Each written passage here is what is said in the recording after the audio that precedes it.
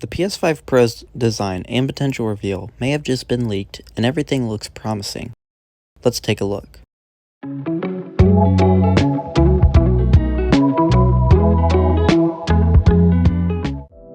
The new details we have come from Bill Kuhn reporting from Deal Labs. For those unaware, they are usually a very reliable source, considering that they've had a good track record. They get their source directly from Sony by going through the back end of their websites, and they tend to see the info uploaded onto Sony's website. With that being said, they usually never share unless they're very confident that the info is true, or unless it is true. Starting off, the console will be called the PS5 Pro, which by the way is no shock at all. In terms of design, it looks very similar to the PS5 Slim, although slightly different. The main big change to it seems to be these edges that poke in between the console covers. Outside of that, the original grille design from the PS5 seems to be coming back as well. They also know that the PS5 Pro does seem to be slightly thicker than the PS5 Slim, which could mean that the PS5 Pro could be smaller than the original 2020 PS5 design. In terms of I/O, it looks like it's going to be the exact same as the PS5 Slim with the power button and two USB-C ports on the front. With that being said, it looks like Sony is going to continue their PS5 Slim design of having a detachable disc drive and detachable console covers. Now they do mention the issue of no disc drive being currently present, and that the only design they have comes without the disc drive. They go on to state that while they can't officially confirm that there will be a disc edition, they don't doubt the existence of it and the disc drive being interchangeable. Now there are two ways in which I see an explanation for this. The first is that more than likely, Bill Kuhn only managed to get access to the design and look of the digital edition and will more than likely see the physical version at the official reveal. The second, although still possible, could be that Sony is releasing the PS5 Pro without a disc drive, and those that want to play their physical discs will have to buy the disc drive separately, which is an extra $80. If it's the latter, that means that the rumored $600 price tag is specifically for the console and its internal hardware, which also means that if you own physical discs, you'll end up spending $680 total, which is almost near the $700 price range.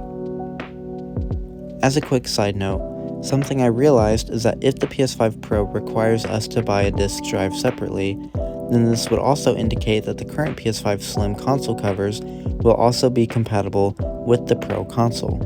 The reason for this is because when buying a disc drive, it comes with the side panel. The only downside about the console covers is that if you are planning on getting D-Brand's Dark Plates 2.0, you can't do that because their console covers aren't split into four like Sony's. Rather, they're just two whole side panels.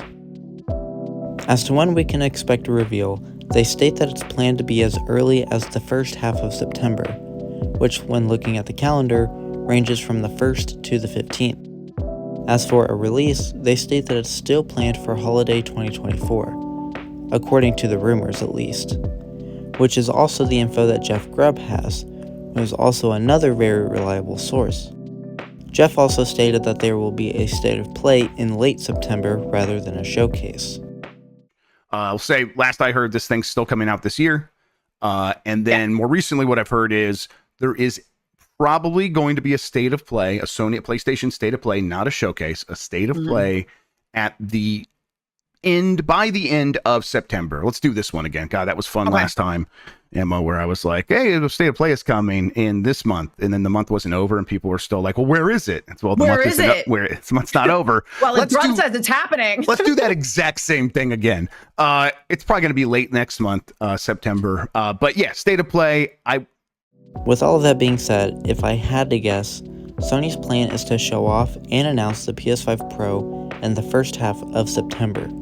This will more than likely become a blog post as well, which would be exactly what they did with the PSVR 2, PS5 Slim, and even when we had our first look at the DualSense controller. Within the blog post, that's when they'll more than likely announce the state of play in late September. And if I had to guess, all of the games featured within the event will be ready for the PS5 Pro and with all of its capabilities. Because, as already mentioned in my last video about the PS5 Pro, Sony has asked devs to make their games take advantage of it.